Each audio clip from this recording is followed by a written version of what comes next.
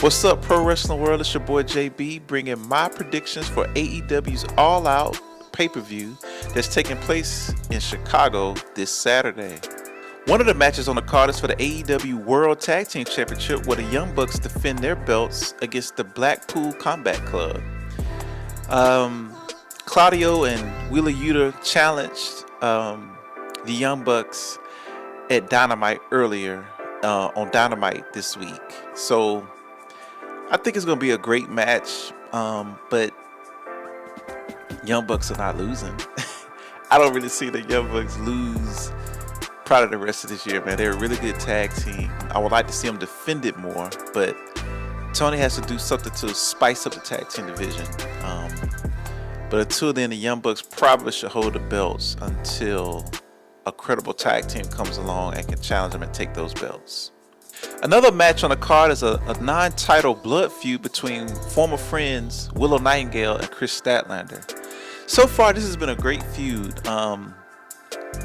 They had a tag match with Willow Nightingale and Ishii defeating Stokely and Kris Statlander. And then Kris Statlander beat Willow in an eliminator match on a Dynamite a couple of weeks ago. So I'm calling Kris Statlander in a Chicago street fight to defeat Willow at this pay-per-view. What should come out of this? Maybe one more match, or have these women split up and maybe Willow go and defend her CMLL title down there in Mexico, and then Kris get involved in some feuds with the top card. I think it's time for Kris Statlander to get, a bigger singles push after this feud with Willow Nightingale. But I'm picking Kris Statlander to win the match. Another match on the card is a fatal four-way for the Continental Championship, where Okada defends his belt against Orange Cassidy, against Takeshita, and also against Mark Briscoe.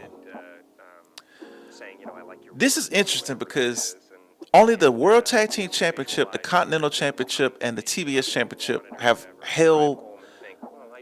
retained basically from All In. So with All Out being a pretty big pay-per-view, I don't see the Tag Team Championship changing.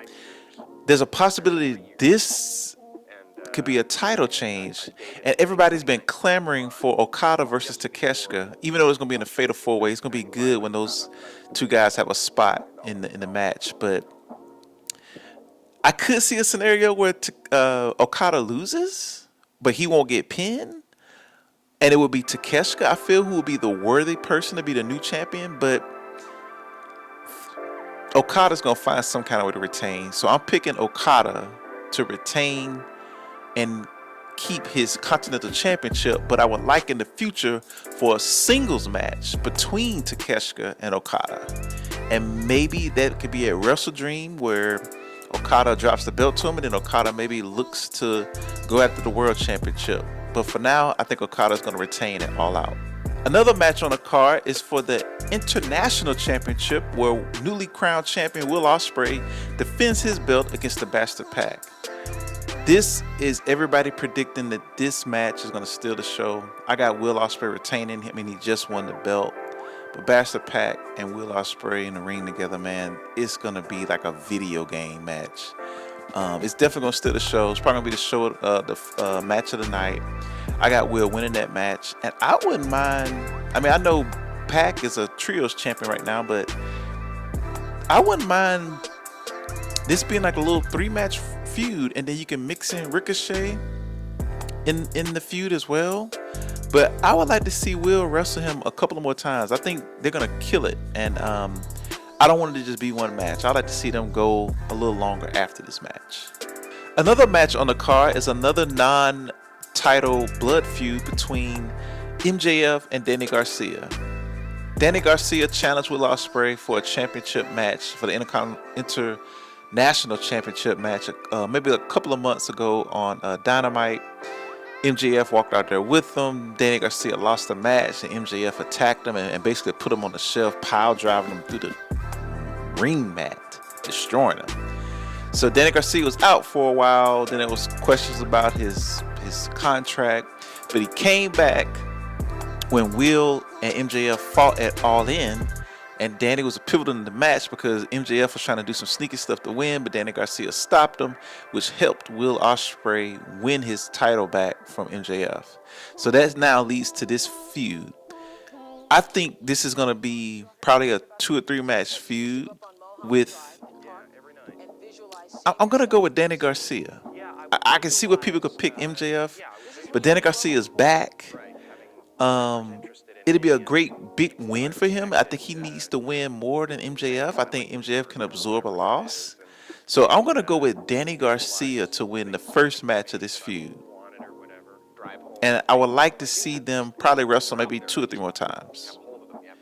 And the AEW Men's World Championship is on the line, where you have Bryan Danielson takes on the TNT champion and Jack Perry. Jack Perry pinned Bryan Danielson, which is a rare thing to do in AEW. He pinned him at AEW or Nothing for Anarchy in the arena earlier this year. And then he called his shot when Bryan Danielson issued an open challenge. So it'll give Jack Perry a chance to show what he can do. I know a lot of fans are not extremely thrilled with this match, but with Bryan Danielson knowing that he's going to retain, I feel like, and everybody knows Jack Perry's going to lose, I feel like that was a good first match in this title defense, right? And then maybe you have him go up against a more formidable opponent for Wrestle Dream, because Bryan Danielson will be wrestling in front of his home town, his home crowd, so that needs to be a big match. So get a little warm-up match with Jack Perry, the scapegoat, out the way, and then Bryan Danielson move on to bigger and better things. Next up is the Women's TBS Championship, where Mercedes Mone defends her belt against the ace, Hikaru Shida. They put on a really good banger match for Dynamite a couple of weeks ago, where, you know, Camille got involved and kind of cost Shida. Well, Chris Daniels came and Shida did a great promo and basically got Camille banned from ringside. But I feel that this only means that Mercedes is about to grow her faction, and somebody else will come out and cost Shida the match. I'm predicting maybe the Renegade twins of Robin and her twin sister, they're going to come out and cost Shida the match. Although I want Shida to win, and I love Mercedes, Mercedes will retain with help from the Renegade twins. And lastly, the most anticipated match on the card is a lights out steel cage match between the intense bloodfeud rivalry of Hangman Adam Page and Swerve Strickland. Well, we saw this week that Swerve had recaptured one of his old childhood homes that Prince Nana helped him regain. And as he advertised to the world that he did that, Hangman Adam Page's arch enemy found the location and set the place on fire, his Swerve Strickland's childhood home. This took the rivalry to a new level. Swerve is up 3-0 with a lot of help. So now in the cage match where there should be no interference, I feel Hangman Adam Page is going to win this match. And Swerve, now that he lost his belt to Bryan Danielson, is probably going to go on like a bit of a losing streak, but then he's going to eventually rise back up. But I'm picking Hangman Adam Page to defeat Swerve Strickland at All Out. As far as surprise appearances and returns for AEW All Out, AEW normally does a big splash at All Out, so maybe there's been rumors that Shane McMahon may show up and be a on-screen general manager for Collision. Moxley and Marina Shafir has been wreaking havoc backstage and told Tony Schiavone on Dynamite this week that this is no longer his company. So maybe there's a Shane McMahon sighting.